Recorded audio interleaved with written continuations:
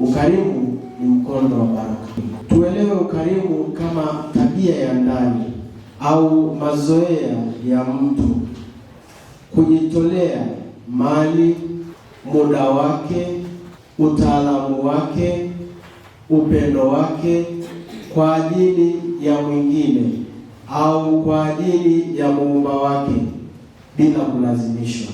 Yule anayefanya ukarimu anajiletea baraka katika maisha yake, anavuta baraka katika maisha yake kwa sababu ya tendo la ukarimu. Katika maandiko matakatifu kuna watu mbalimbali wanaojulikana kwa kufanya ukarimu, na hivyo ukarimu ukawa ni mkondo wa baraka kwenye maisha yao. Abrahamu alikuwa mkarimu kwa wageni watatu asiokuwa na wajua, na ukarimu wake ulimfanya wale wageni wakampa ahadi kwamba yeye atapata watoto, atakuwa mzao mkubwa.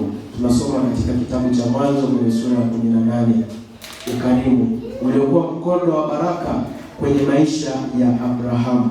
Ukarimu wa mama huyu wa Shunemu umekuwa mkondo wa baraka kwenye maisha yake.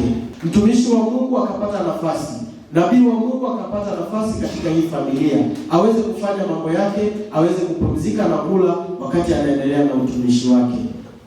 Yeye alifanya ukarimu bila kujua kwamba angepewa jambo la thamani namna hii.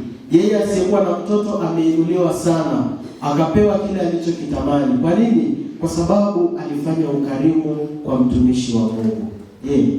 Mimi na wewe tupo tayari kufanya ukarimu kwa ajili ya mtumishi wa Mungu. Tuna makuhani wetu, tuna watawa, tuna wale wanaofanya kazi ya Mungu kwa namna mbalimbali. Tupo tayari kufanya ukarimu kwa ajili ya mtumishi wa Mungu? Na kufanya ukarimu kwa mtumishi wa Mungu ni kuwezesha kazi ya Mungu. Atakayewapokea ninyi atakuwa amenipokea mimi, naye anayenipokea mimi atakuwa amempokea yeye aliyenituma. Ukimpokea aliyetumwa na Mungu ni sawa na umempokea Mungu. Ukifanya ukarimu kwa yule aliyetumwa na Mungu, umetimiza matakwa yako kwa Mwenyezi Mungu, mapenzi yako kwa Mwenyezi Mungu, na Mungu mwenyewe atautazama ukarimu wako, na huo utakuwa ni mkondo wa baraka kwenye maisha yako. Anayempokea nabii kwa kuwa ni nabii, huyo atapata thawabu ya nabii, naye anayempokea mwenye haki atapata thawabu ya mwenye haki. Mama huyu katika somo la kwanza alimpokea nabii kwa sababu ni nabii na kwa sababu ya kazi za kinabii. Pasi na shaka alipokea thawabu kutoka kwa Mwenyezi Mungu, zawadi ya mtoto. Ujumbe kwangu mimi na wewe, ukarimu wetu utatuvutia baraka za Mwenyezi Mungu katika maisha yetu. Bwana wetu Yesu Kristo anawafundisha zaidi hawa mitume na anawaalika ili wawe na upendo kwa Mwenyezi Mungu zaidi ya chochote. Wampende Kristo zaidi ya hata ya familia zao. Wampende Kristo hata zaidi ya watoto wao. Wampende Kristo na waubebe msalaba walionao kwa uvumilivu, kwa upendo, ili waweze kumfuata Kristo. Na upendo huo tunaweza tukauelewa kama ukarimu wa hali ya juu anaoweza kuutoa mtu kwa ajili ya Mwenyezi Mungu. Nimewaambia ukarimu sio lazima uwe mali.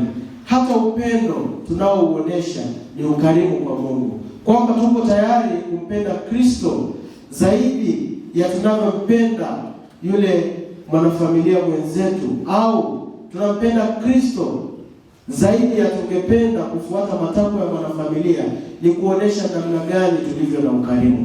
Mara nyingi tunamwomba Mungu, tunalia, tunasema Mungu mkarimu, tunaomba baraka zako, tunaomba neema zako, tunaomba utujalie uponyaji, tunaomba utujalie afya njema, tunaomba utubariki katika kazi zetu. Tunamwomba Mungu kwa sababu yeye ni mkarimu. Sasa jiulize, wewe ni mkarimu kwa Mwenyezi Mungu? Yeye ni mkarimu sana. Na wewe kila siku usiwe tu yule wa kumlilia Mungu nionyeshe ukarimu. Jiulize, wewe umefanya tendo gani la ukarimu kwa Mwenyezi Mungu? Mambo madogo madogo tunayoyafanya kila mara ni mambo yanayoonyesha ukarimu wetu kwa Mungu aliyejitoa kwa ajili yetu. Tunaambiwa njooni kanisani tufanye usafi. Ni namna yako ya kutoa muda wako kwa ukarimu kwa ajili ya kazi za Mungu. unavuta baraka kwenye maisha yako.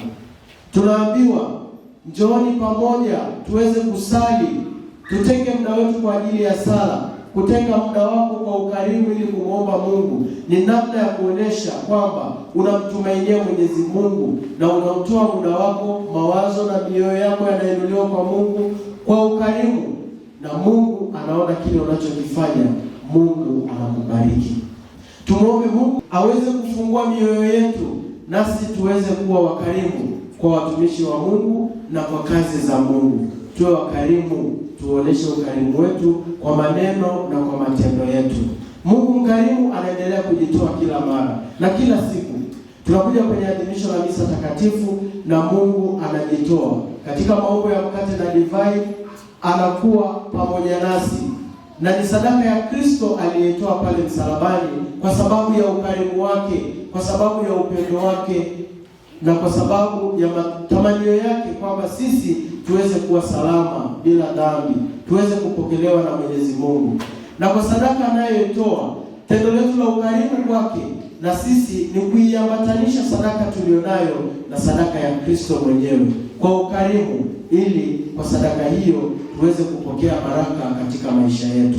Ukarimu ni mkondo wa baraka.